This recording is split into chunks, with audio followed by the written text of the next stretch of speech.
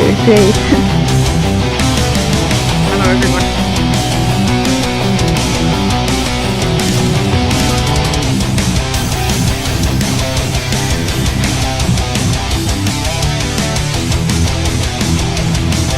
Oh yeah, Aya is here too.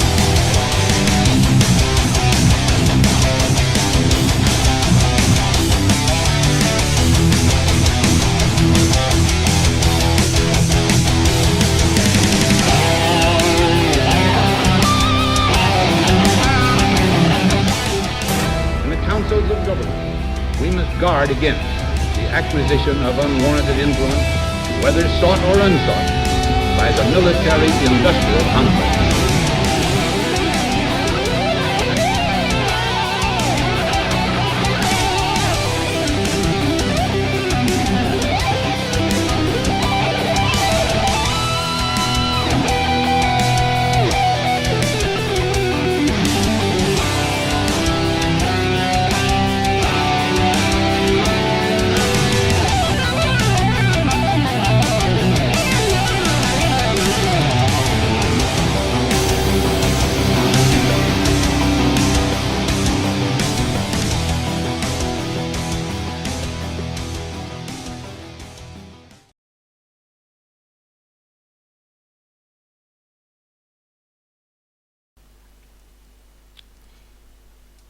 Okay, guys, we are live with Anonymous Bites back. A special this time about Julian Assange and his whole health situation.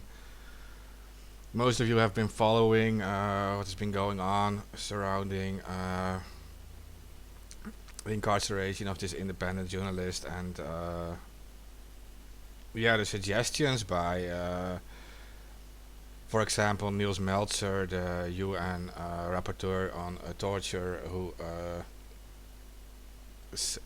says that he feels that Assange is being tortured. This is the most conservative way of saying it. Pretty much every single health official who's been investigating this issue has been saying similar things, that they feel he is being tortured and that he is not in a good place now. It is mostly about psychological torture, but the whole situation of being incarcerated like he is not a good thing. Anyway, I know far less about this than the guest we have tonight, so I wanna ask everyone to please share this episode around. You guys know that's what we depend on. You'll probably hear some information you've never heard before, or you won't get anywhere else. And you guys are aware that we're being shadow banned on different social media. So I just want to welcome our guest, Sonia Henry from. She's the signatory for Doctors for Assange. She's a doctor and a proud advocate for junior docs, and she is from down under, from Australia. Hey, guys. Hey. Thanks for having me on Anonymous Bites Back. Oh, we're very happy to have you here. We need reliable information about these things, and well, the best thing we can do is actually get a doctor on, right? I mean, Yeah, that's very true, and I've got a lot of info sent to me from other doctors for Assange about what's going on, and I hope I can clarify some stuff and yeah, enlighten the listeners to what's happening. So the most obvious question is, in general, when like looking at the entire situation and everything that's happened up to now, how do you think he's been treated? And yeah. Yeah, so I've been following this case sort of as a bystander now for many years. I think anyone who is a doctor has a sense of social justice, and also, one of our basic tenets is, of course, do no harm. and regardless of any person or any individual, we are anti-cruelty and we are pro healthcare. So this is a very medically complex and precarious case for two reasons. That he's been assessed by the UN Rapporteur on Torture as demonstrating all symptoms typical for prolonged exposure to psychological torture, which has been exacerbated by many years in the Ecuadorian embassy. And now, obviously, he's been in solitary confinement in Belmarsh prison for, close to 1 year.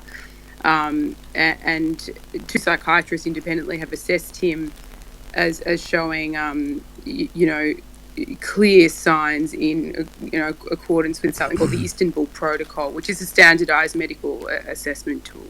So I don't think there's any doubt from the information we've got available that he's definitely suffering from torture. And I don't think, considering his current conditions, it's getting any better. If not, it's getting worse.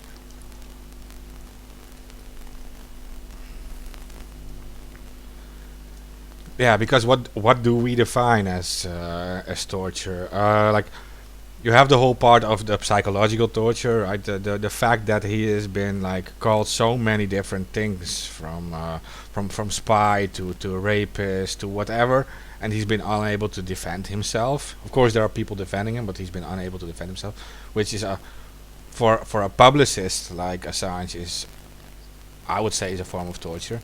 And then second, we have the intellectual torture, that he's not got the access to the materials he needs, the research materials, even regarding his own lawsuit.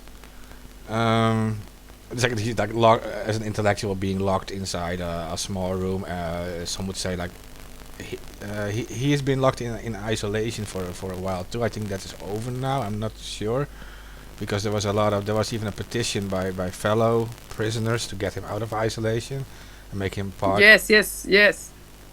Which is unbelievable that it was prisoners advocating for his to decrease his solitary confinement. But based on what I recently heard, there is still a large element that he spends in solitary confinement. Okay. I only got this from like a small video I saw with John Shipton, who was arriving at the airport. I think it was in Switzerland, and he was saying like, yeah, there was this whole petition by the fellow inmates, and they pretty much got him in the community for prisoners over 50 or something, and he was laughing because Julian is not yet 50. So yeah. Yeah. No, exactly.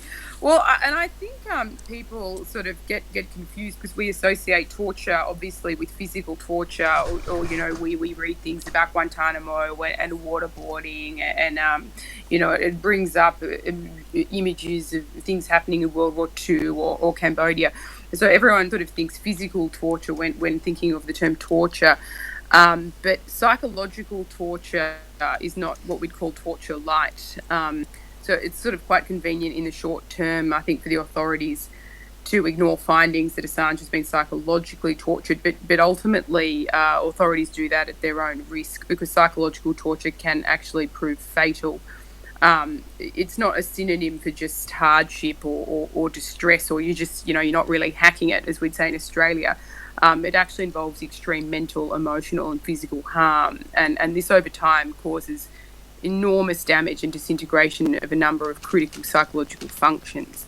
Think of the brain as, I don't know, like I always think of it as, you have a tree, and on top of the earth you have beautiful leaves, and then underneath you have these roots or tendrils. So psychological torture over a prolonged period, think of tendrils underneath the ground that you can't see, that are damaging those very, very important neural connections. And to be held in solitary confinement for that long, to be character assassinated, to feel so isolated. But two psychiatrists who have assessed him have both said that they would not be surprised if given the opportunity in the near future, at any point he would suicide.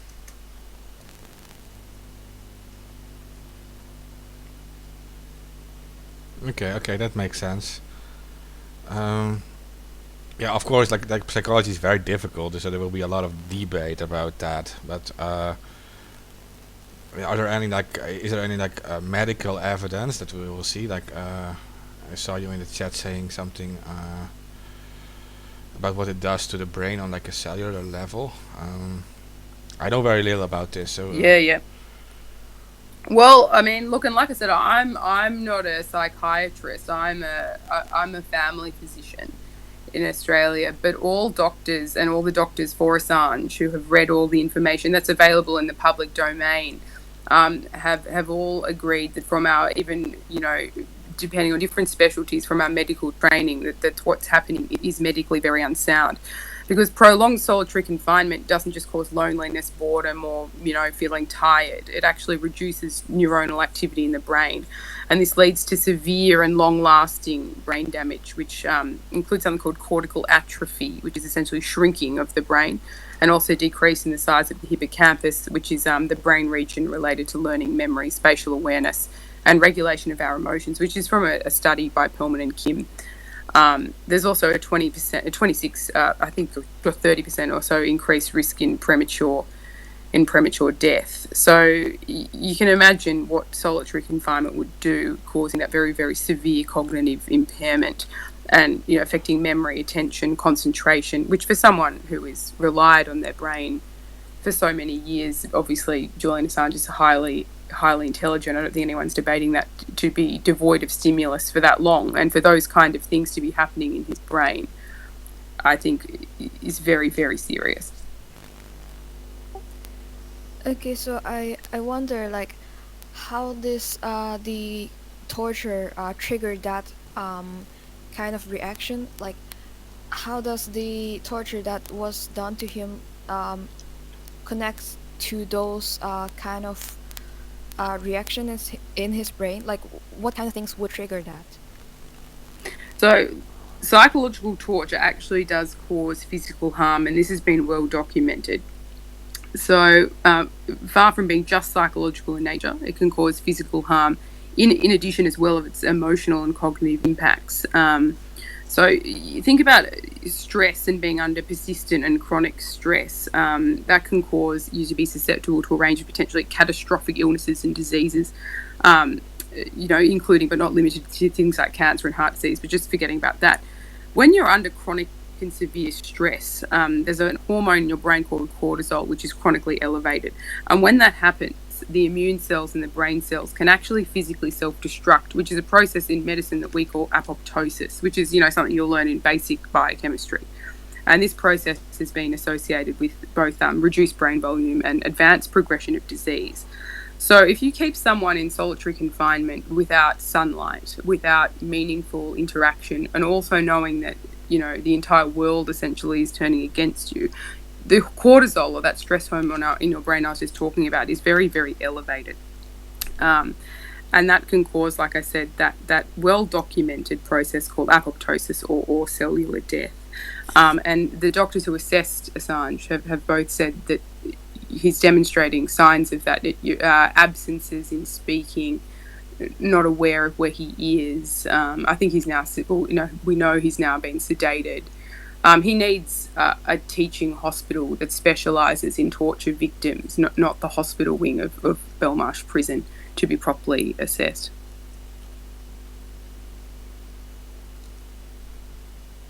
So basically we can see her it's they're trying to, are they trying to to kill his identity somehow? Well, I mean, like I said, I can only comment on the information that we have available as doctors who think that what's happening is in contravention to our beliefs that, do no harm. I think the report on his condition by Niels Melzer, the UN rapporteur on torture, is very detailed and is very good, and it explains, I suppose, the legal or flouting of legal processes that have led to this. and he's certainly showing symptoms typical of exposure to prolonged psychological torture. Kimmo, we're not issuing diagnoses as doctors in the general public reading these things. We're issuing warnings based on assessment of risk. And so what our aim is really is to demand appropriate treatment for a victim of psychological torture with a documented history of fragile health and who has been assessed by two psychiatrists and also the UN specialist on this sort of stuff.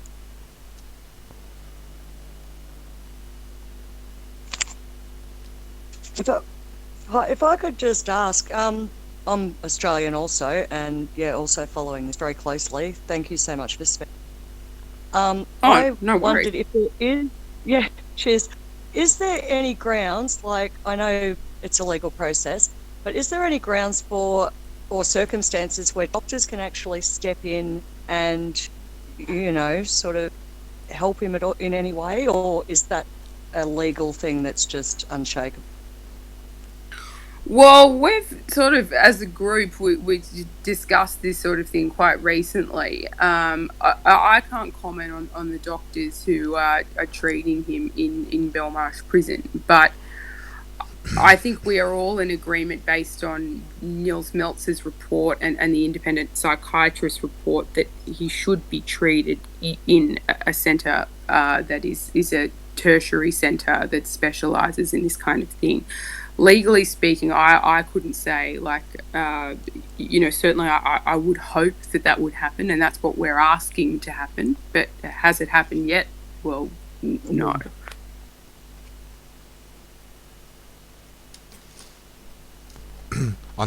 On that note, we did see, for example, Switzerland speaking out and saying, like, we would offer him at least a temporary visum to visit Switzerland and get a medical treatment.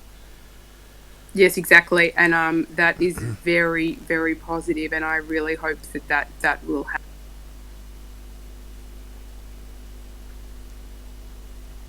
Well, yes, of course. Yeah, of course. I mean, these people are obviously worried too, and there are doctors that are worried too. It is obvious something is going on, and I know they are still debating of giving him like a permanent asylum, but at least they already put forward the whole medical visum thing. So.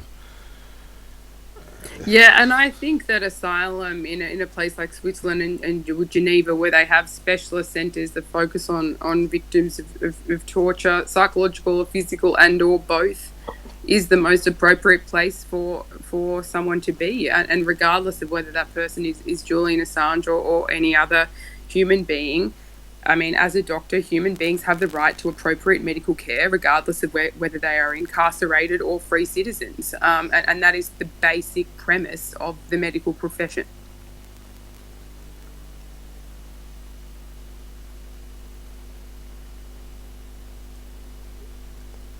Okay. Yeah, I know. Of course, but then we're also seeing like other basic human rights being stepped on, like the whole right to the free press, the free speech, and we have now the right to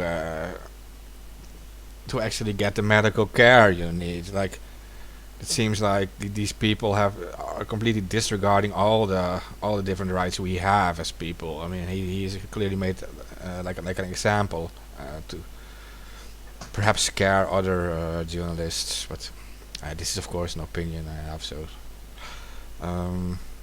Well, I think we're all very concerned. I think I would encourage anyone listening to this to, I guess you guys probably already have, to read Craig Murray, who has written every day on the trial. His reports have been excellent. I mean, whether you're a doctor or not, I think he's been reporting very, very, very clearly on what's been happening. And I agree, it's very concerning. Whose actual medical care does he come under while he's in Belmarsh? Who gives? Sorry, just cut out for a second there. So yeah, I'm just wondering who actually makes the calls medically while he's in Belmarsh, because as you said, the UN have made recommendations, many other people have made recommendations, I'm just wondering who has the final say on his medical care at this point. I think that's a very, very good question, and those are questions that doctors who have other signatories like me who have signed the letter that's been published in the Lancet that we are also asking. It's a very worrying. I mean, if this can happen with him, it's just opening the floodgates for Lord knows what next, you know?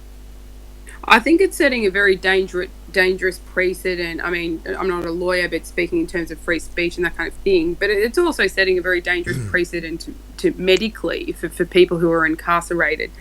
I think probably a good way of putting it is what we were saying earlier when we talk about the effects of psychological torture. One of the other doctors sent me a little sentence which I think sums it up quite nicely. So to psychologically torture someone and then expect them to stand trial, imagine it like actually depriving someone of food and water and then expecting them to run a marathon. That's what it's like neurologically and physically. Yeah, absolutely. Yeah, and one of the things that is what we just discussed, that he is hopefully now allowed to be out of isolation, because you were talking about the whole cortisol hormone, right? That is like a stress hormone that's created by the body. Now, I've done some reading on that, and it says that so this cortisol thing, it needs glucose, right? And that uses like that actually uses like muscle muscle tissue, and it actually reduces your muscle amount. It actually reduces your muscle tissue, and it if you combine this with being in a small cell in isolation, then it means that you don't have time to do sports. You don't have the possibility to do sports. So yes, that's absolutely true. Yes, that's absolutely true. And it doesn't take much for a muscle to start atrophying. I mean, I was a physiotherapist before I became a doctor. And to not, just for example, for a simple example, to have an operation on your knee and to be lying in bed, it takes 24, 48 hours for your muscles to start, turning off, which, isn't very long. Yeah, so this is a combination of things, because you're putting someone in a small cell and you're like literally reducing his muscles, and you're like he's just physically losing strength because of this, and that's not even just talking about the fact that I've also read about the cortisol. It actually shrinks your brain, right? So I'm using this. Well, yeah. Well, and think about it. If someone is in imminent mortal threat, right? Just speaking in general terms to try and understand. Have you guys heard of something called the human fight-flight response? Yes, we've heard about that, I think. Yeah. So Just like animals, yeah.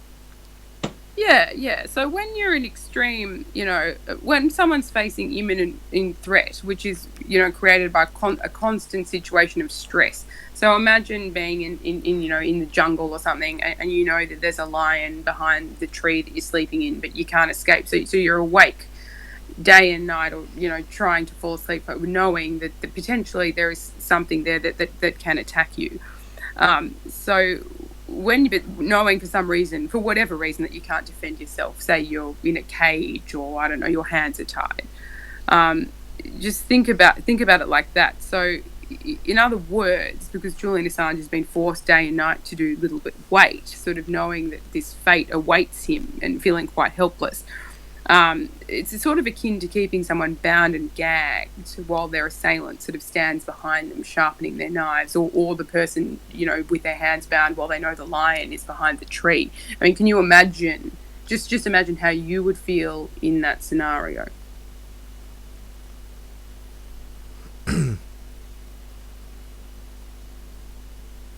Yeah.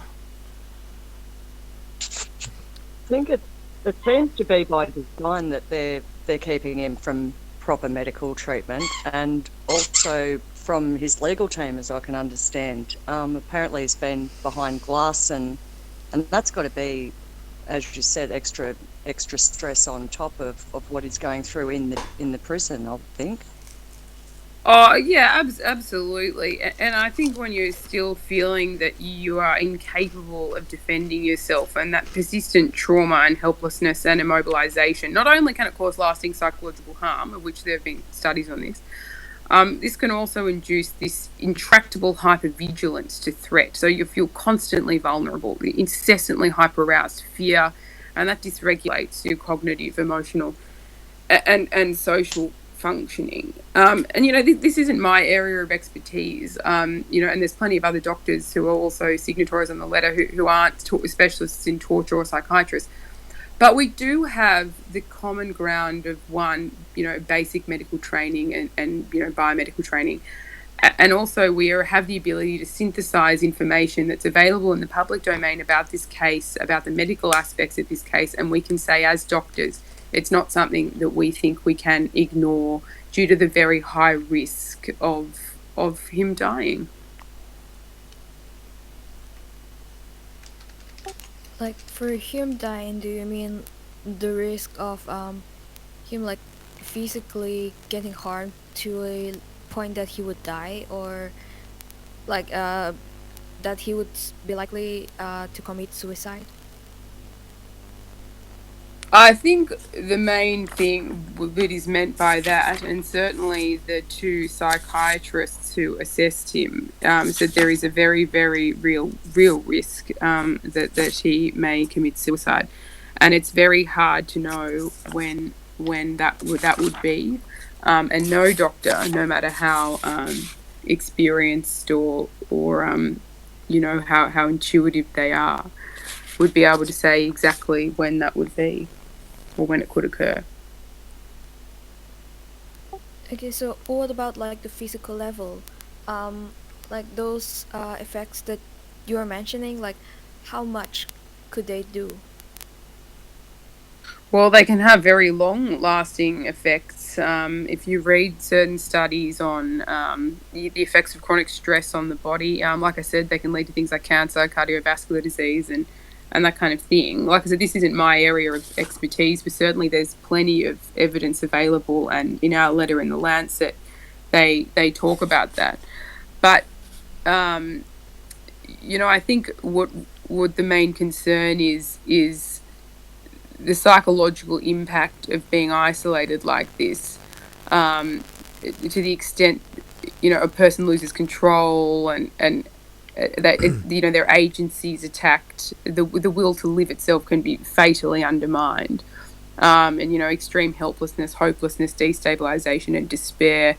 All correlates of suicide are natural human reactions to an environment like that that's persistently unpredictable, unresponsive, and hostile. So,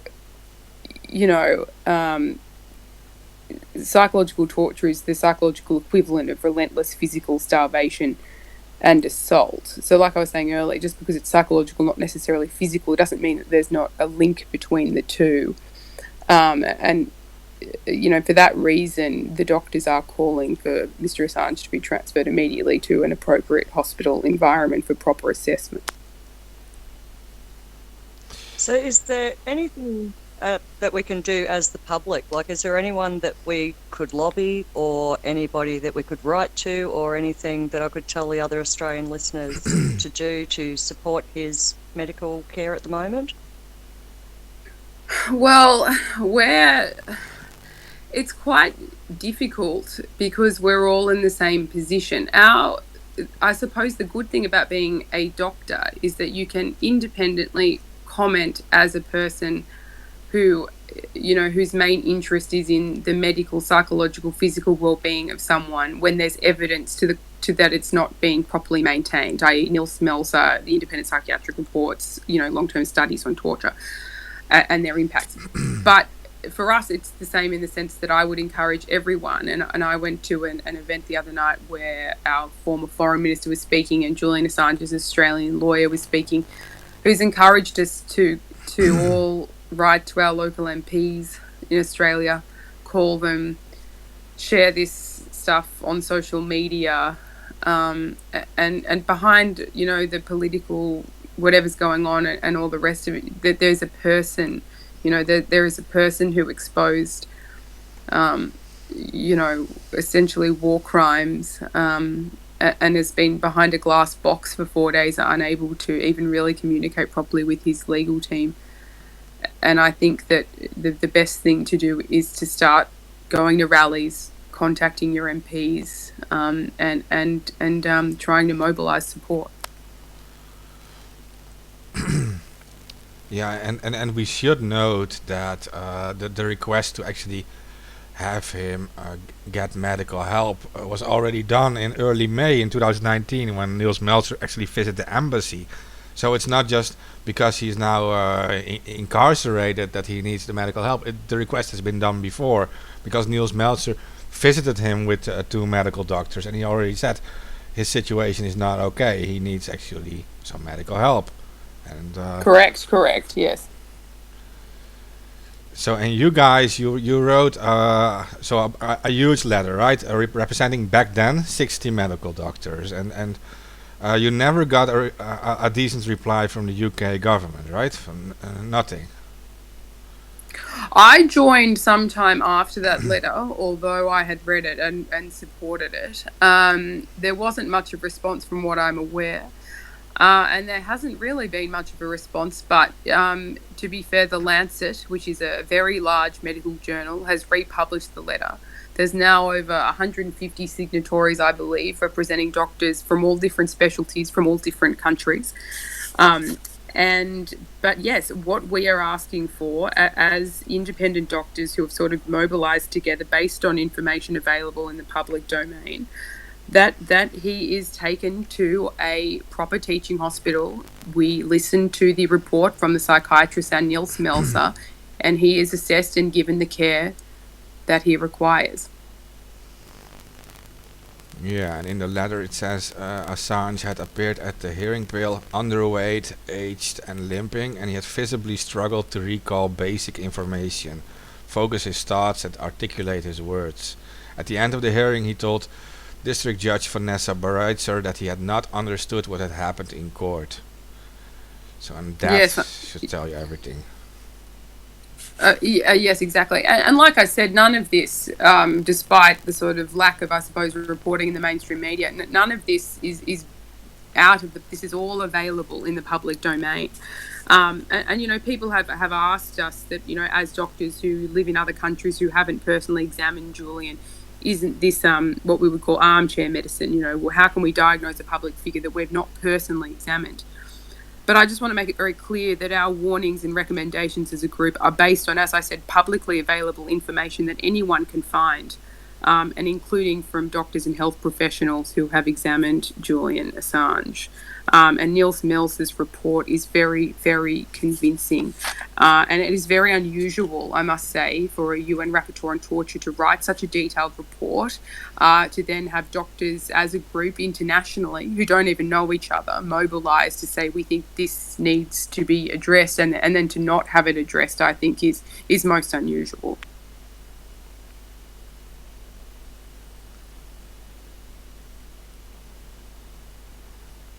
Yeah, when you look at the Lancet, that is a huge article.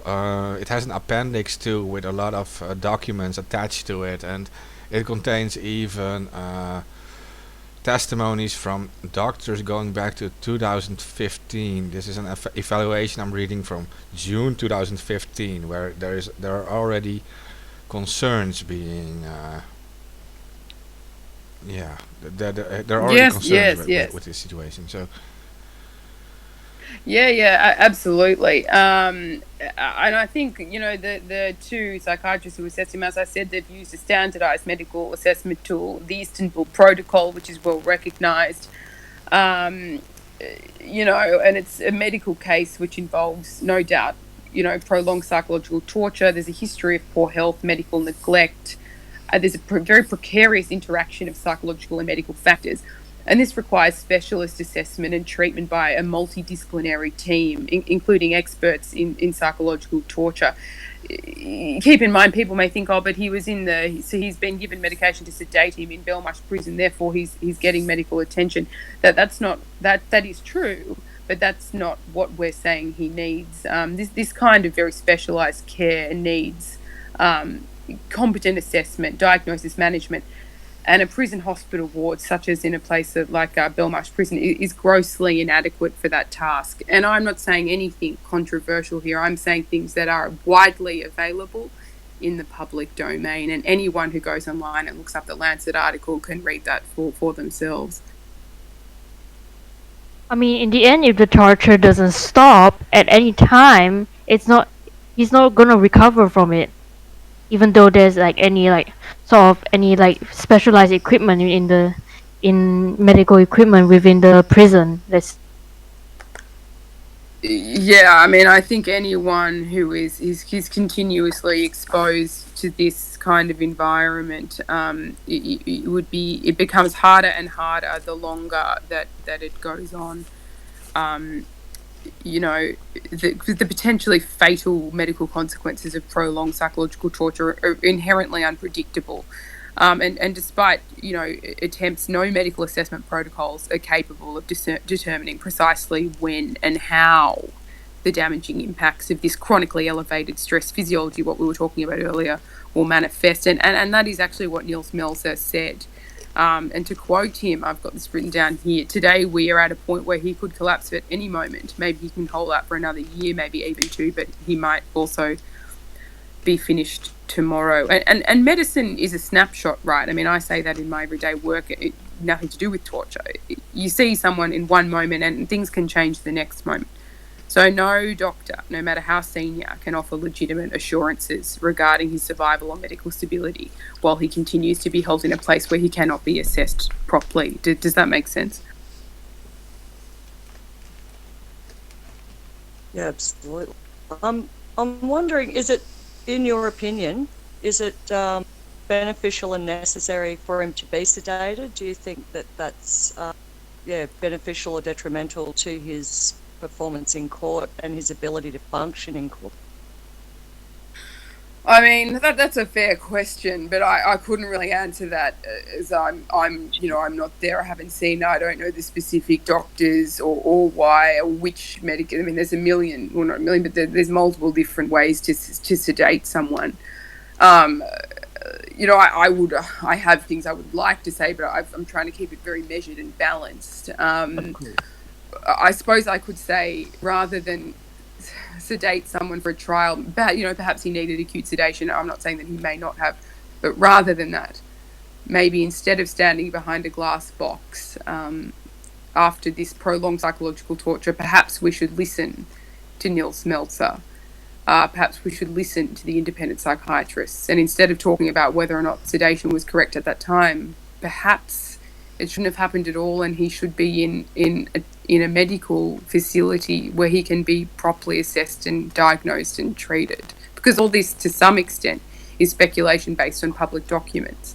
And I think we're concerned enough to have written a letter to the Lancet and to have mobilised like this, that something, I think, needs to happen very urgently, because his situation is inherently precarious.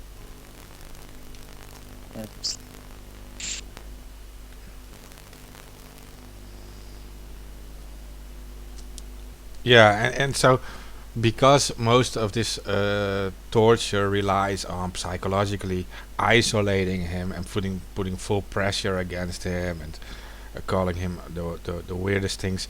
I think what's important to mention is that we actually have to make sure that we send him letters and reach out to him, because the only thing that he really needs is that he doesn't feel isolated.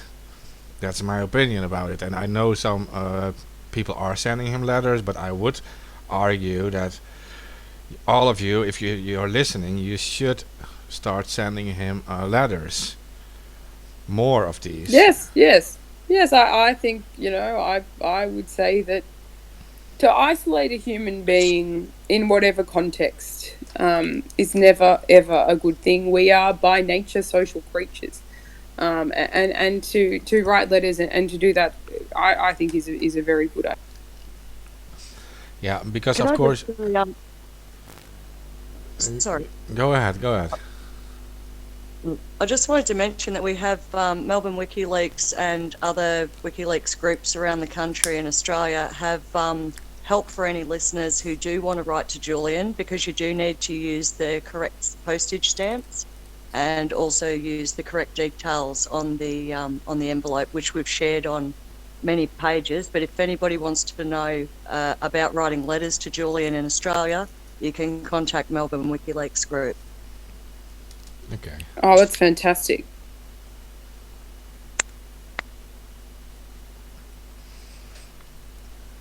We should put a link below the stream to for people to contact you in the fastest way possible, Arya. Absolutely, I'll do that after this. Yeah, because like again, this is my opinion. Julian, he knew this could happen, this whole thing, and he knew they would not go easy on him. They would treat him like this, and perhaps he expected even worse. So the thing is, the whole isolation and psychological torture. He of course expected this. I'm sure of that, but the real strength is that there are also a massive number of supporters of WikiLeaks, of free press, and without these voices being heard by him, it becomes very difficult for him to handle this. But if he just hears also from the supporters, then it will be much easier for him to fight this, because he knows there is many enemies. You're fighting against the most corrupt governments in the world. You're going to get some backfire from it. But you also need the support, and it needs to be equal. The support actually should be a lot bigger than what the enemies are doing. So this is psychologically, mostly it's psychological torture. It does have the physical effects, like Sonny explains. But what can we do about it, except for the doctor speaking out? We need to give him some support, psychological support, directly to him. So. Yes, I agree. And I also think, I mean, this is me speaking as a human, not as a doctor. I've always hated cruelty in any form. That's why I became a doctor. It has been very difficult to read Niels Melzer's report and to discuss with other doctors who are the same as me, who feel that what is happening is very cruel, and it's to one person who has essentially, attempted to take on an entire establishment. And I went to a rally the other night in Sydney. It was a talk actually by some very high profile people supporting him, and I had a French class because I'm trying to learn how to speak French. And I thought, oh well, I've got my French, so I shouldn't really attend this thing, about Julian Assange, because I'll miss my French class. And then I thought how lucky I am to be able to just go to my French class and not to be trapped in isolation, wondering at any moment if I'll be extradited to a country where I don't think that I will, get a trial that will be fair. And as a human being, I went obviously to Parliament House and listened to the speech, because we're very lucky to have the freedoms that we do and the medical care that we do.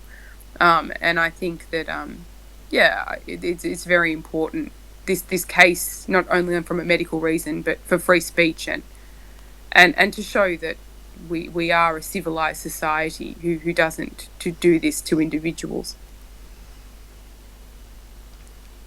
Yeah, and I was particularly interested in a small part of your of the letter sent by you guys, and that is this, and this is a very powerful statement, I think, and that says, should Assange die in a UK prison, as the UN Special Rapporteur on Torture has warned, he will effectively have been tortured to death.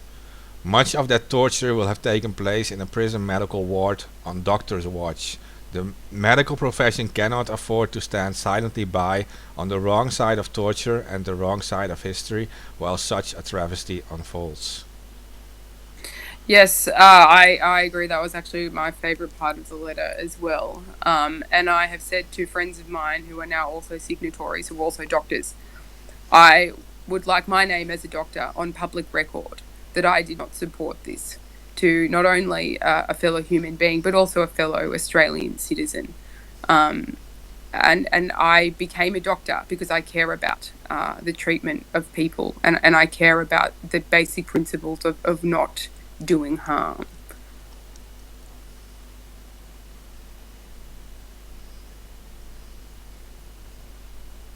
Yeah, and I'm so happy to see that so many doctors are now joining this whole ladder. Like you're saying, perhaps 150 already.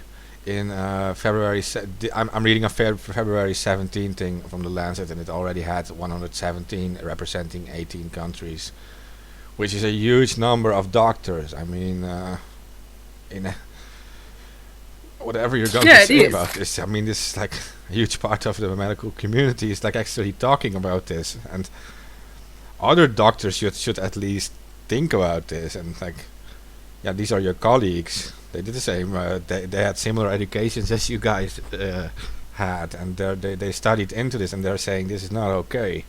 Perhaps you should also think about what is going on. Perhaps you should also sign this letter. Yes, absolutely. And of course, it's been quite heartwarming to be in touch with colleagues from different countries, from different specialties, of different ages, different genders, different walks of life, who all believe in the medical, I suppose, ethos of fair access to treatment, and to acknowledge when someone is psychologically being damaged and who needs medical support. And you don't have to be an expert on torture or a psychiatrist as a doctor to read the information and say, well, this needs to stop.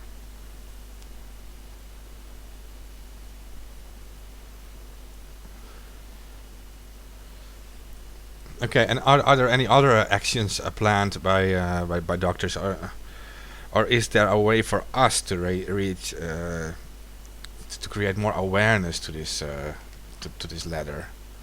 What should we do? Should we like call all our doctors in our areas? I mean, I often try and bring it up with all my doctor friends, but I think to share the letter widely is a good thing to do, because doctors are we are very independent bodies, and we are bound by our own set of values, so to speak. Um, you know, I have serious doubts about the legal process and case against Assange, just from what I've read, from Craig Murray and other things. But regardless, like I say, as doctors, we're bound by a moral code that we have to treat and apply fair treatment to everybody. So I think it's important to share the letter in the Lancet very widely, and we're certainly trying to. I've been in contact with my own medical association in Australia to ask what their stance is on the issue. But I would. It's very hard to argue with Niels Melzer's report. And just out of interest, the psychiatrists who assessed him, their names are Dr. Pau Perez Salles and Professor Duarte Vieira Nuno. And again, all of this is available in the public domain.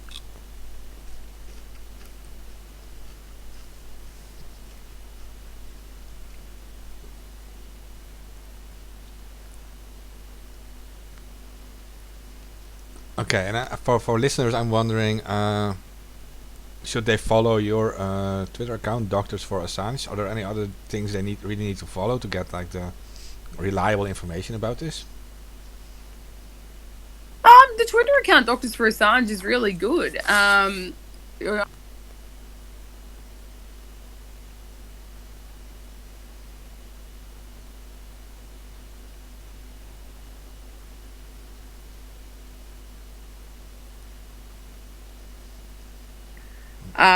And I would also encourage people to read Craig Murray, who wrote about the trial. But yeah, that's a very good place to start. And also, you could email or contact your medical bodies and say that you're concerned about the treatment. You've read the letter in the Lancet.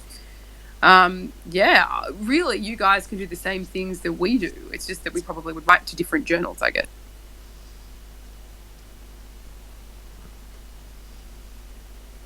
Okay, yeah. Yeah, but because like if you have like the reliable information on the Doctors for Assange account, for example, then maybe activists can use this information to contact their like I said, like doctors in their area or whatever, like people to can possibly also sign this letter. Like they many of us activists, we're not really taken serious, right, by professionals, but we are taken serious if we provide the intel from reliable people from their profession. I mean, they can't ignore it. There's other doctors talking about this. Yes, absolutely. There are doctors talking about it. And like I said, all of this information, everything I have said tonight, is available in the public domain. Dr. Jill Stein, if you go onto Doctors for Assange, there's like videos you can watch that they have. I would follow her on Twitter. But the Doctors for Assange Twitter, there's also a web link to that and a website with a lot of information. I'm happy at the end of this episode. I've quoted some really, really good studies in what I've spoken about tonight. Nothing I've said isn't medically backed up, and it's information that's come from other doctors in the group. So we sort of stand together. So I'm happy to include those links if anyone wants to read more about the impacts of psychological torture. And I would also, if you're contacting your local member of parliament, I don't know what country you guys are in, I would certainly be quoting Niels Melzer's report on torture and his recommendations.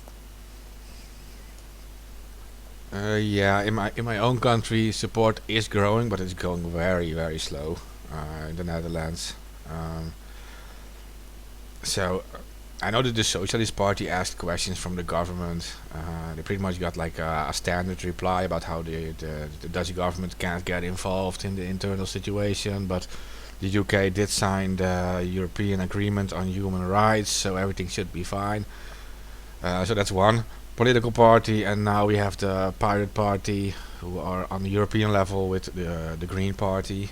They are asking questions too now, and they're joining events here in the Netherlands. They're also raising awareness in Germany. The Green Party does have some influence in European Parliament, so there is something going. Like I'm not really a big fan of political parties, but from the political side, there is some awareness going on now. There are also a lot of larger media now. Suddenly, they are starting to talk about it.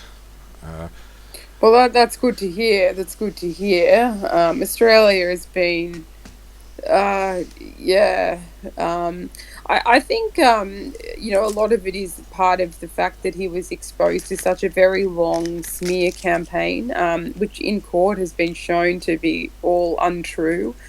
People throw around the rape charge thing a lot. What I want to clarify, and Doctors for Assange has clarified this, whilst we aren't, like I said, we're not a political organisation, there was never any rape charge. It was merely a preliminary hearing to start. Women Against Rape in Sweden is actually, they are in sort of helping Niels Melzer because they agree that there were many, many problems with that entire scenario. So, we've investigated this and we've looked into it. And I think that it's very easy for people to say, oh, but there were these charges and, oh, he did this or that in the embassy. Therefore, it doesn't matter what anyone does. They still deserve access to appropriate medical care, whether you're the worst serial killer in the world or a very good citizen. But I do think that I wanted to address that there were never any actually charges. It was a preliminary hearing that in the end was stopped. And I don't think a lot of people know that. Yeah, like we in the activist community, we actually, many of us, yeah, we are aware of this. Like there are the rape charges were not actually even about rape. It Correct. Was a lady who was actually very happy to be with Assange that evening. She posted on social media about sitting outdoors with Assange, and she supposedly she had sex with him, and after that she she had sex without a condom, and after that she went to a police station and asked the question, can I make someone come here to test him for HIV or whatever, because I'm scared that I can get it too, something like that.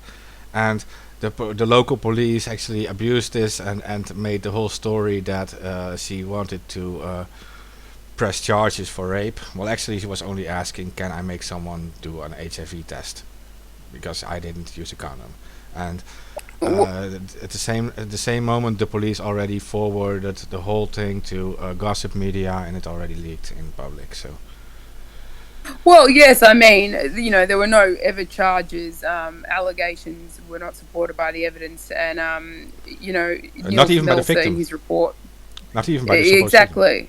Yes, yeah, and Niels Melzer identified over 50 violations of the rule of law and legal protocol in pursuit of the Swedish allegations alone. Like I said, I'm not commenting on the Swedish legal system, but I just wanted to make the point, if people who weren't aware, who are listening to this, that there were never any actually rape charges. It was a preliminary hearing, and it was, the investigation, if you read Niels Melzer's report, was deeply flawed. Not saying, obviously, we would ever condone anything like rape or sexual assault, but in this case, I think to say rape charge is inaccurate, because it was a preliminary hearing. And also to say that I think a lot of people kind of heard in the mainstream media that Assange did not go to Sweden to face these supposed charges, which were never charges. But he actually did, and this is in the public record, state that he would go to Sweden on the proviso that he would not be extradited to the US. And of course, they could not guarantee that. But he, so I think to say that he didn't face the music, so to speak, is not accurate. Yeah, and because they could not guarantee that, he even still offered to do like a video conference. He was in the embassy. They could not like exactly like you're saying. They could not guarantee he would not be extradited. So and then even after that, he even offered to give like testimony on video, and so yeah. Yeah, exactly. And but there's some very good articles written about that. One of the other doctors for Assange has written an excellent article about weaponizing rape myths and consent in the hunt for Julian Assange. It's called, if anyone's interested. But I can send you all of these links. But like I said, I think the main thing is that it's time to sort of acknowledge the UN Rapporteur's report on torture. I think it's time to acknowledge the independent psychiatric reports. I think it's time to listen to these doctors and to listen to our concerns and to get him to a place where he can be assessed, forgetting about all the political aspects to it. A human being who is suffering medically, psychologically, who needs to be assessed in an appropriate facility.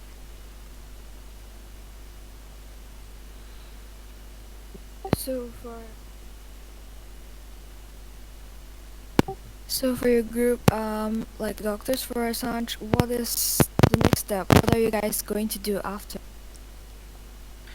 Well, I mean, we like writing letters, and we're always in touch. Like I said, I'm personally trying to speak with my own association here in Australia, and but we are also, our hands are tied. I mean, we aren't governments, we aren't politicians, we're merely doctors, and we, I suppose, have a social conscience, and we're trying to stop the process from going any further, or at least offer recommendations. But that's all we can really do.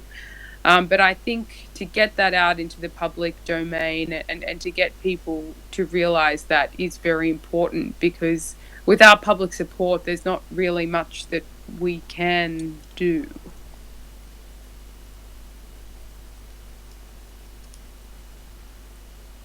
So is there an Australian petition as such that the public can sign, that we can promote on some of our WikiLeaks pages, perhaps? Oh, definitely. Yeah, there's quite a lot of them. In fact, one of them, actually, I can't remember the politician who, but it has 325,000 signatures now. It's all Amnesty International. It's escaped me for a moment. You must know this. The Andrew Wilkie. Yeah, I can send you guys all the links to all of these petitions. There's plenty of them, and one, like I said, has garnered now over 300,000 signatures. I think if the facts were laid very bare, as it was in our doctor's letter to the Australian public. Australians are people who generally, I think, are interested in giving citizens a fair go. I think if you take away the sort of smearing that's gone on for the last 10 years and just looked at the hard facts from the trial, I think most Australians would be pretty horrified by what's happening, doctors or not. I think you're absolutely right. I think the mainstream media has quite a bit to do with it here. It's just not being reported properly. Yeah, and it makes it very difficult because not everyone's going to go and wade through Niels's report and wade through the daily reports of the trial and that kind of thing. But I think at the end, we need to realise there's a human being. There's been some very clear guidelines from experts on torture and psychiatrists, and I think, you don't need to be a doctor to recognise that maybe we should start listening to that. Okay. I posted your petition below the show. Not your, but the petition you mentioned, with over 333,000 signatures already. Yeah, I have to find it. There's so many of them that I'm sort of losing track from all my my readings recently. But it's on my email somewhere, and I can send it. I can put all this in the link of our chat. No worries. I posted it already below the stream. Oh, brilliant! You found it. Good. Yeah, I tagged you in it so you see it too. It's the change.org petition. Over 333,000 signatures. Yeah, I mean, and that's a lot of signatures. Yeah, I suppose other thing I'd like to say is we get used to sort of defending our position all the time. So if anyone who's wondering, Niels Melzer, who has written the report on torture, he isn't a doctor. That is true. He has a PhD in law. But I just want to repeat again that his findings that are available publicly very easily are based on assessments and examinations by one forensic medical specialist and one psychiatrist who are actually specialists in the assessment and documentation of torture. And they assessed him again, like I said, using this very structured protocol, which is called the Istanbul Protocol, which has a lot of evidence behind it. So if anyone listening to this is like, well, this one doctor or these doctors, what do they know about torture? We're going off information that anyone can read, and we're synthesizing what we think out of that needs to happen. And I think that's very fair and very reasonable.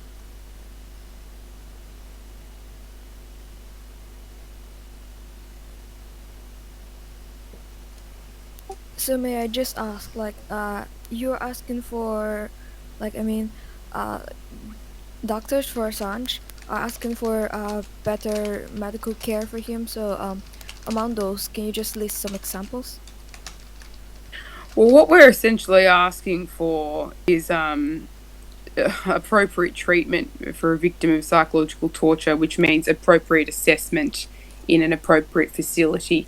And I think, like we were saying earlier, for example, a tertiary facility in Geneva with appropriate specialists who can treat people who are victims of psychological torture is what we're asking. We're actually saying, I think it's in the letter that we are calling for his release, or at least his transfer to a medical facility, not a prison medical facility, but a specialised hospital which can treat him appropriately.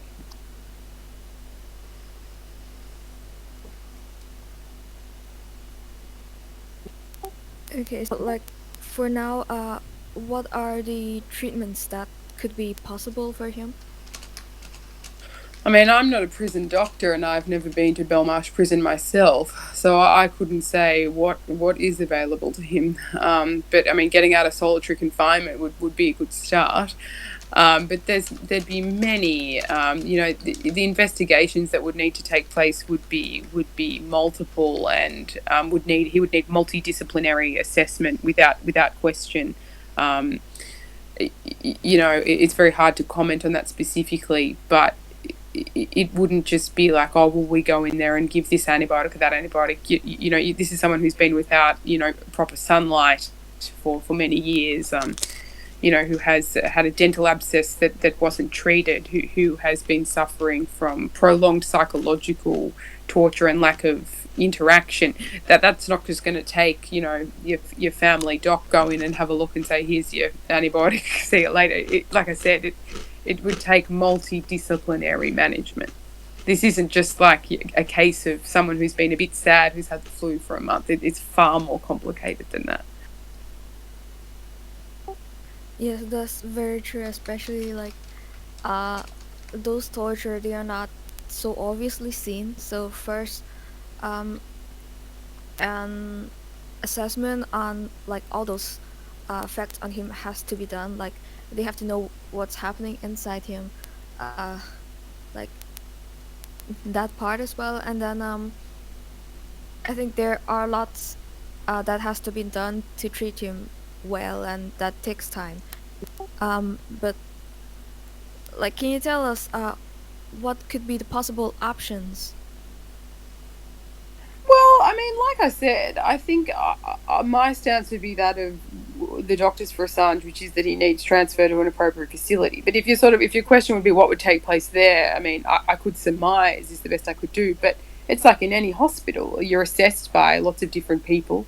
You're given appropriate psychotherapy. You'll have your bloods taken. You have your electrolytes assessed. You have a look at your bone density if you've not been without sunlight, your vitamin D, MRIs of your brain, your dental hygiene, the quality of your skin, your mood, your sight, when you're without light for a long time, your sight. Lots and lots of different things. I mean, imagine you, for example, what it's like when you're sick in bed for a week, how bad you feel at the end of that. Like I said, multiply that by many, many years, but in terms of more detailed what treatments would be available, like I said, that really is beyond my scope. But that's something that it's a very good question, because the answer to that does not lie in the medical wing of Belmarsh Prison. It lies in a specialist centre where there are specialist doctors who can treat those things. So, which is those treatments are not available in any ordinary hospital? You would need a hospital that had access to people who had very good understanding and experience dealing with victims of, as Niels Melzer has put it, prolonged psychological torture and confinement. So if we were in Australia to lobby and campaign to support your group, and what sort of what would be the place that you would recommend that we try and get people to lobby to have him moved to or assessed by? I would say write to a local MP, get on Twitter, get on Facebook. But I mean, and this is coming from Julian Assange's lawyer, who I met the other week. Without government intervention, our hands are really tied. Doctors, we can say things and people can agree and whatever, but we can't march into a prison and commence therapy. Do you know what I mean? Email, like I said, MPs, email, call, groups, petitions, Facebook, Twitter, social media. The public, I think, this to some extent is going to be tried in the court of public opinion, and that's what needs to happen. Agreed. So yeah, we've actually got many campaigns going for that. What facility would you think would be the best impartial place for him to have treatment, or appropriate place into? I mean, I'm not hugely familiar with the European facilities, but I think there is a hospital in Geneva or multiple teaching hospitals that would have access to this kind of thing. I don't think it's going to be. There would be places in Australia too, but I think just in terms of the fact he's in the UK and Geneva is potentially offering him this kind of humanitarian visa. The Swiss hospital system is exceptional, and they would have those kind of facilities. Most definitely, but that would be. This isn't like something you can go into a doctor's office and you have a few visits and everything's fine. It's much more serious than that. But they would have those facilities, particularly in Switzerland, where I think is what we were saying. This 3-month humanitarian visa is hopefully going to turn into something.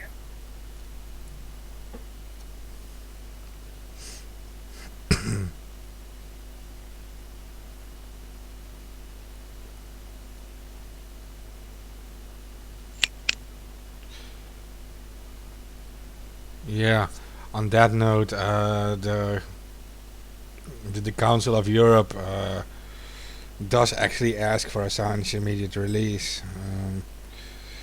So, and that includes member states as Switzerland. Which the Council of Europe is not the same as the European Union. It is a completely different thing. It has many more countries involved, including the UK.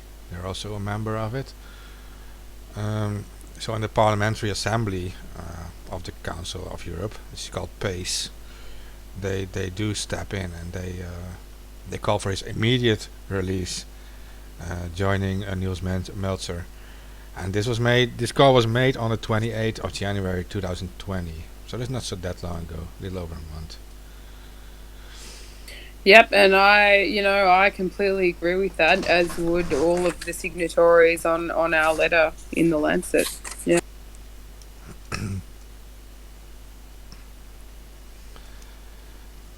Well, yeah, technically the UK did sign these agreements, and that is also the thing that we are now always debating about the whole extradition treaty between the UK and the US.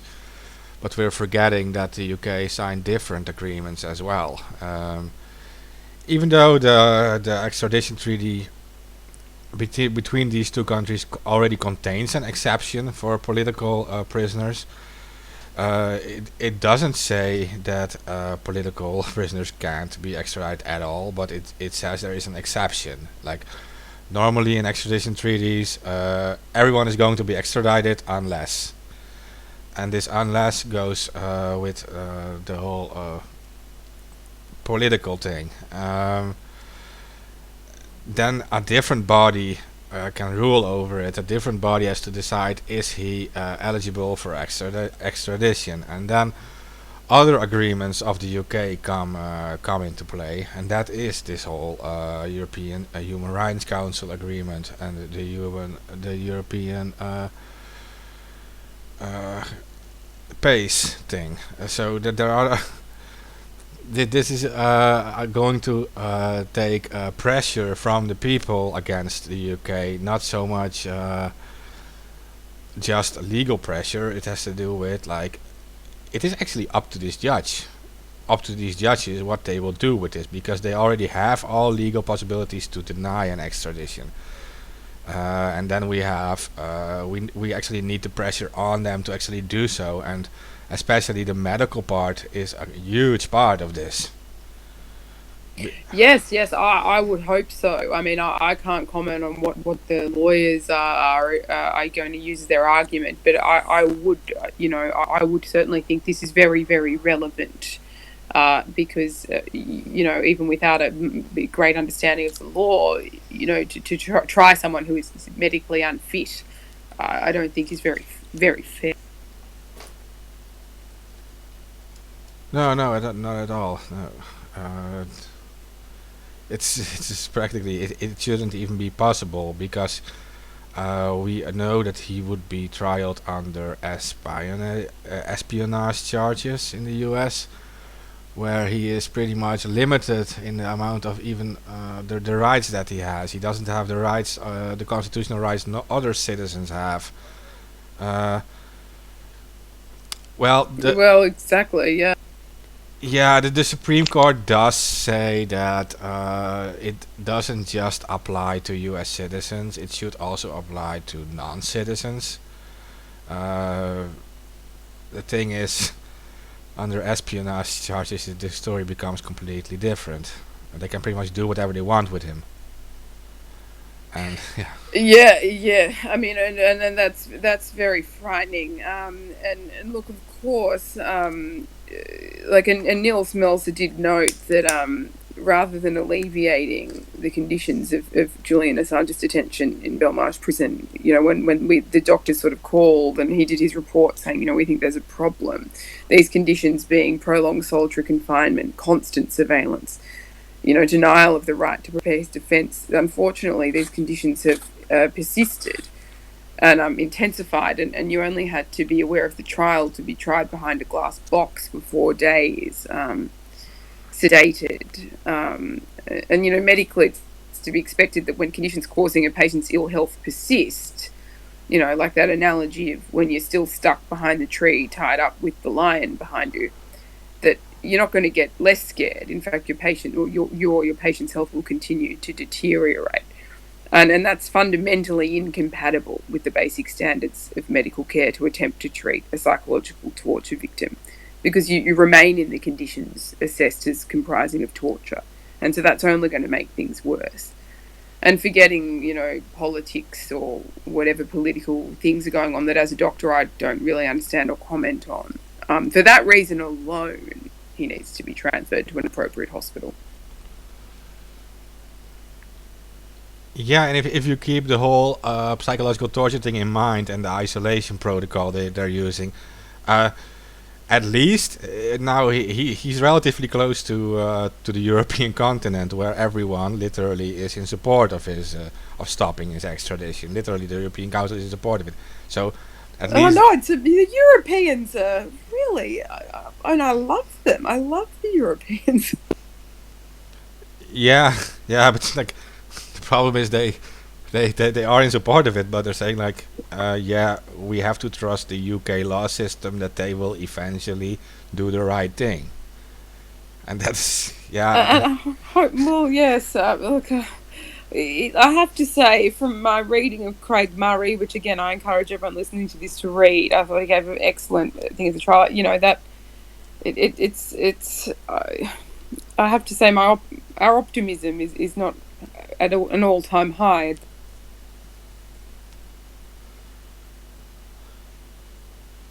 yeah. No, like I'm just thinking like it becomes even worse for him the psychological torture when he would be transported to the USA, to the people he actually exposed. The WikiLeaks exposed the war crimes of the American army in Iraq, and that is what he's being now. That they want his extradition for, and to actually put him in a jail cell, and having the people he exposed judge over him, that will cause a Yes. massive feeling of isolation. I am sure of it, and we should stop at all cost. Absolutely. I think we should stop that at all costs. Yes, you know, we have prominent politicians in Australia who agree that would not be good at all.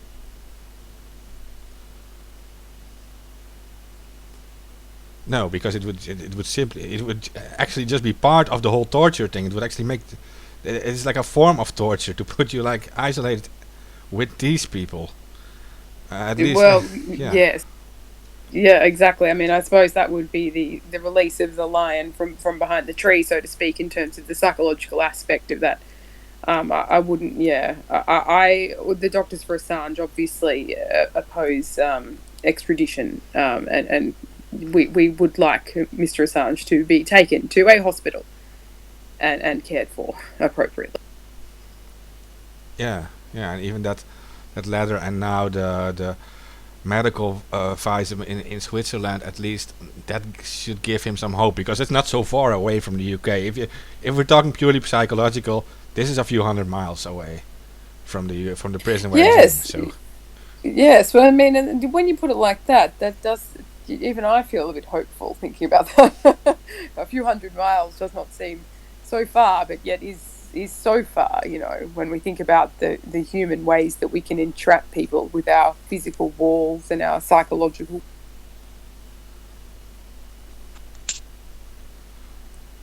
If I could just mention too that, you know, the psychological treatment of Chelsea Manning, and Oh, yeah. you know, possibly what we could do or look at there. Like who could we listen to find out more about Chelsea? I'm also, I mean, I think Chelsea Manning is incredibly courageous. I mean, and to be given a pardon by Obama, and then to be asked, you know, can you sort of essentially, from what I understand, from what I've read in the media, they wanted her to sort of say, oh, Assange asked me for the documents or whatever, and she has refused to say that, and she has really stuck by guns and has now spent, I think she's now bankrupt again in prison. Phenomenal She's courage. Yeah. She's hundreds of Yeah, thousands of dollars in debt. She's lost her home. She's lost everything in effect. But yeah, as you said, yeah. she's sticking by. So I I mean, think, and that yeah, kind of courage is just phenomenal, phenomenal courage. Um, I don't know what, I mean, obviously anyone who's supporting free speech and this kind of whistleblowing activity, or, just speaking as a sort of, I suppose, from an activist perspective, there'd be, I'm sure, many ways, the same sort of thing, Twitter, contacting your MPs or whatever. But as she's an American citizen, we don't have I don't have the same info, I guess. But I imagine that there would be, it'd certainly be worth looking into. I'm sorry I don't have a better answer to that, because she certainly deserves all the help that she can get as well. yeah, absolutely.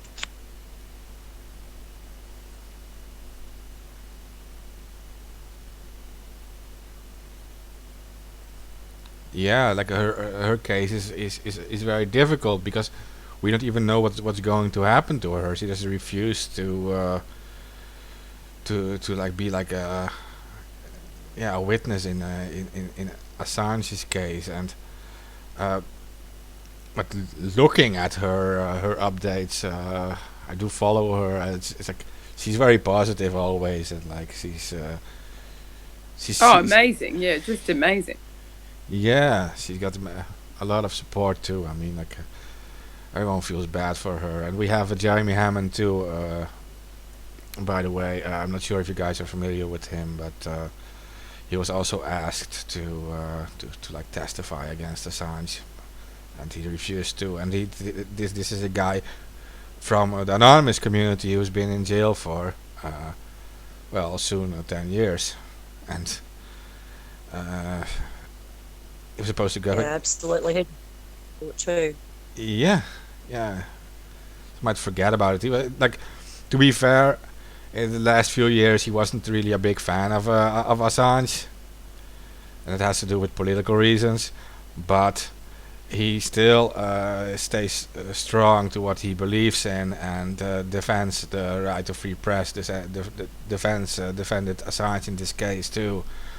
He refused to do anything for them, and that's why he's still locked up now, just like Chelsea. And yeah, these. I'm very happy that we actually have these people, that they are so committed to what they believe in.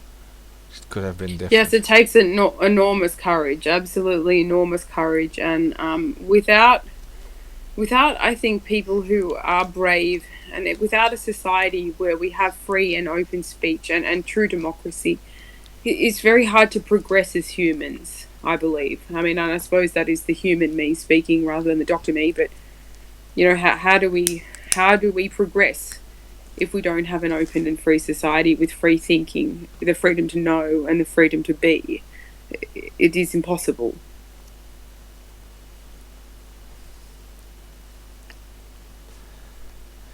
I think that's perfectly said. Uh, well, I am convinced that in the end, we're going to win this, and Assange is going to win this. The thing is that the struggle before we reach that point is a very difficult one, and they are showing like I discussed this with another journalist a week or so ago, and he said like it's very much possible that this is actually already his sentence. They know they're not going to win this because they're on the wrong side of history. This could be the Well, sentence. I think there was a great quote. I think it was Francis Bacon that said, yes, some truth is the daughter of time, not of authority," and I think that's very true. I think it might be a quote WikiLeaks uses now and again, but I think history in the end usually does show us. But that's the thing. Should we have to wait for history? We know now. We can see these things now. We can read Nils Melzer's report now. We should be acting now? Yeah, definitely. Of course, of course. Uh, Authorities don't really seem to like it. when we hold them accountable for their actions. And Well, yeah, that's very true, I'd say. But I mean, I think we have to stand up for what we think is right and what we believe. And otherwise, we don't lead a meaningful existence. And true happiness. If you read the Maslow's pyramid, at the top of the pyramid is self-actualization. And I think without doing things and telling the truth, we don't have self-actualization. true. I do want to say, like, to make this a little more positive. The support for Assange is growing. It's not shrinking. Like you're saying, like there are more Good to doctors. hear. Now, I mean, like there are more doctors signing up, right? That there are not people who actually are removing their signatures. There are more people joining in. That is very true. Yes, that is very true. There are more doctors signing up. Whilst you wouldn't necessarily know it from the media reporting, there are rallies taking place all over the world. I went to a rally in Sydney the other week. Every Friday night, in the city of Sydney, people meet. The Twitter community is growing. And I think that, when the facts of the case are out there, and when people are considering things like Doctors for Assange, movement, that it will continue to grow, and I really hope it does. And that's why I'm doing this interview, to try and really make people aware of what's going on. Yeah, and I know we all appreciate it a lot. I mean, I do appreciate it, and uh, because we need specialists on this. Like we're all activists, and we're in this like every day. But we don't have that pool in the medical community. Uh, Looking at the protests at the first extradition hearing, yeah, a lot of people went to the UK, which includes large numbers of yellow vests from France. I did see that. I did see that. Yeah, and what they did, it also has to do with the whole psychological thing. They said like, yeah, Assange is isolated, and they're making sure he can't hear us. So what they did was, with massive numbers, they all started to like shake the fence, so he would hear it. And I mean, very kind. yeah, it is. And why they would be doing that, like they are having protests like every week, and it has been going on for like almost it will be a year soon, and they every day they're on the street with hundred thousands of people, and they're not being listened to. The media is silencing them. They're not talking about them, and they're saying like, yeah, the protests are dying out, but they're only getting bigger. There are more people protesting. They're not being heard. Yes. Yes, there are more people protesting, and believe it or not, we still live in supposedly a democracy, and the people are still allowed to protest and speak. And that's why, Doctors for Assange is speaking within our capacity as doctors.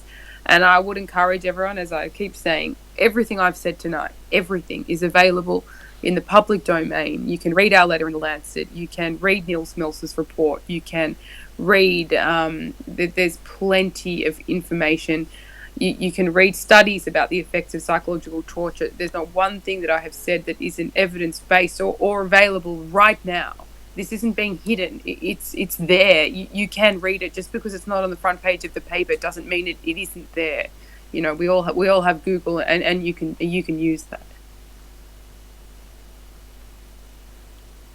Yeah, exactly. All the evidence is there, and the media is trying to paint their own picture of it. But if you just search for it on social media, you can search for Doctors for Assange. You can search if you just in general search for like free Assange, you'll find most of the content. You'll get used to it pretty quick. Like there's such a large number of activists now, and of other people just speaking out about this, and it continues to grow every day. And yeah, I mentioned the yellow vest to you, but we also have the Catalan movement. I did see Barcelona. They had a big protest in Barcelona. I love Barcelona. I've been there many times. I love Europe. Yeah, so I think that's great. I think it's fantastic, and I just think even if it's not on the front pages, we should. It doesn't matter. We people have to continue to speak out about the things they believe. Yeah, yeah, and why are they so in support of Assange? And that is that they they had like their whole independence vote, and they voted like over 90% for independence. Julian Assange and WikiLeaks said like, yeah, we don't take a position in should they be independent or not, but since they voted with an overwhelmingly majority, they should get their democratic vote, right? They should.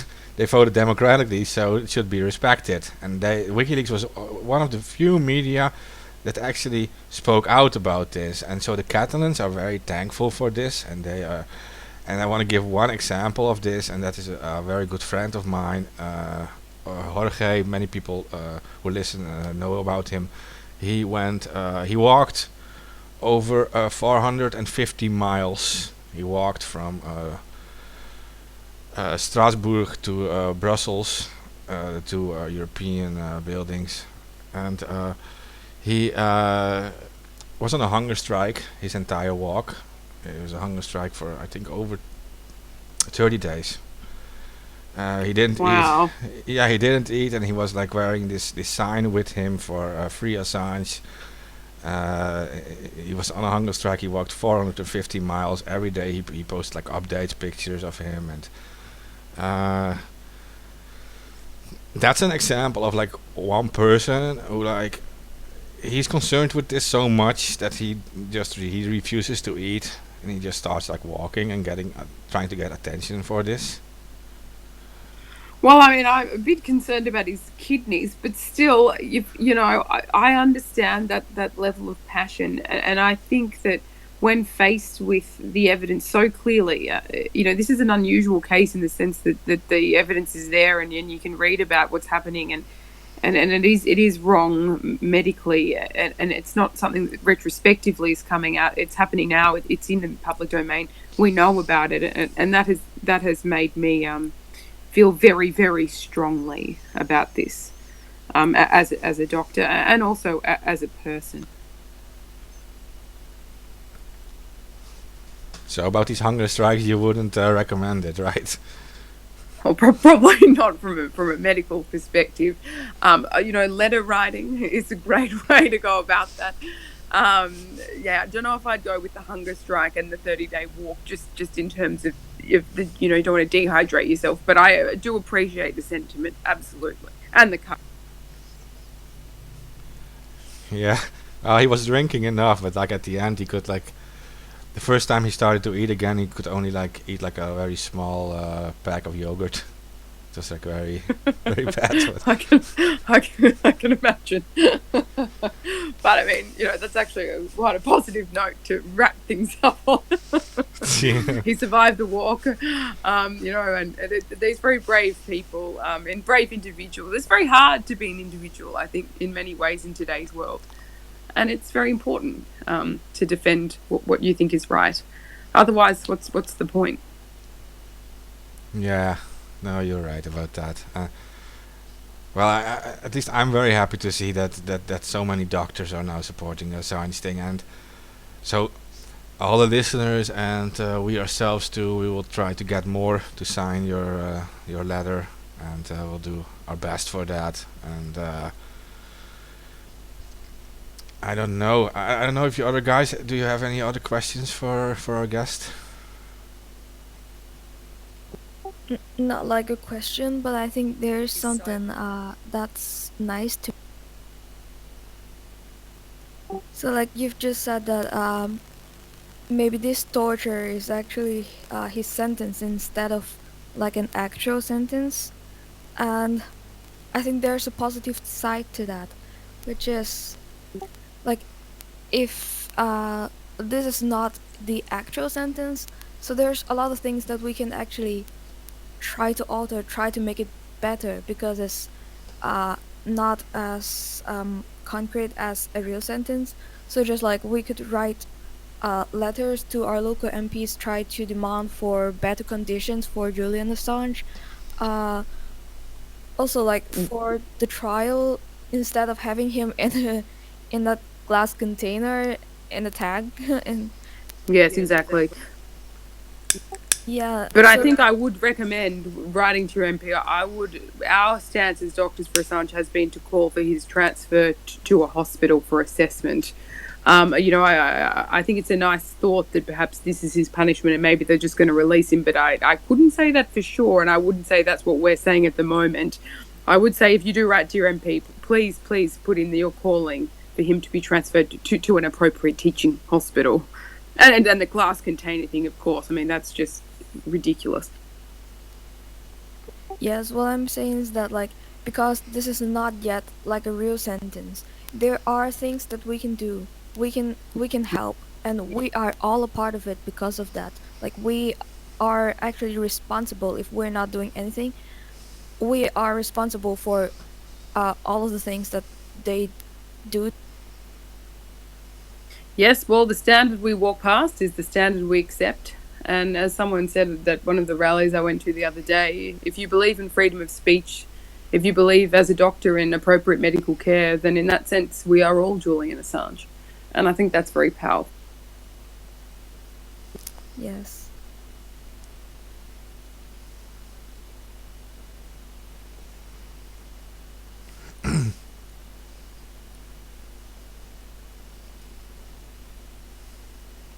Okay, guys.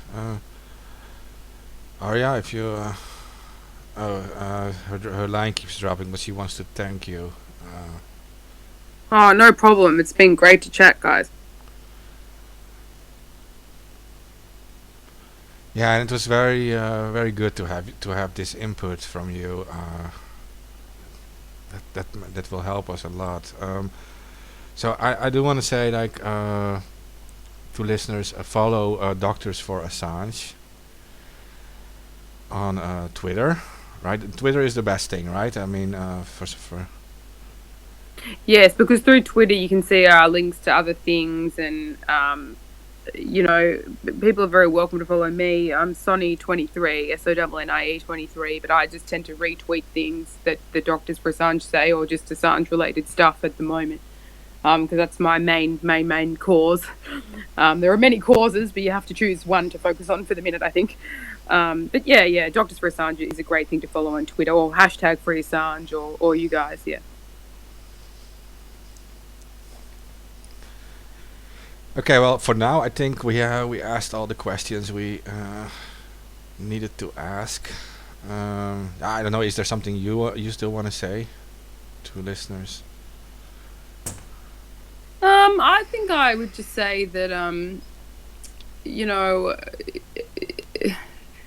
doctors have a responsibility to synthesize information that they can see that is happening to citizens. And if they see something that is in contravention to what we believe is appropriate care, we should speak out against it. And if there are only doctors listening to this who aren't sure about what they think about the case, I encourage them to read Neil Smelser's report and our letter in the Lancet. And if you are a doctor who feels the same way as we do, please email doctorsforassange@gmail.com with your details, and we'll add you as a signatory to our list.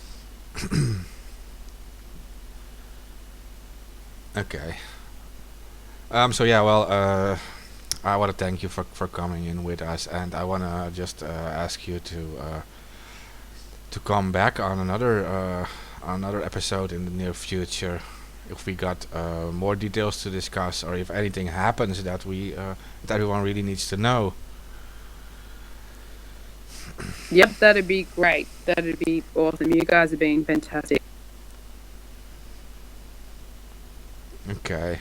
So, and to listeners, please share it around. I know it's live now, but when it's done, you can actually like skip back to the start of it, and so in our guest Sonny explains a lot about this. A lot of questions you might have will probably be answered there, and if you have more questions, just post them below the episodes or whatever. You know how to reach us, and like we said, like we will ask Sonia back in the next episode, and then perhaps we can answer. We can have these questions answered. And also, Yeah. go ahead. Go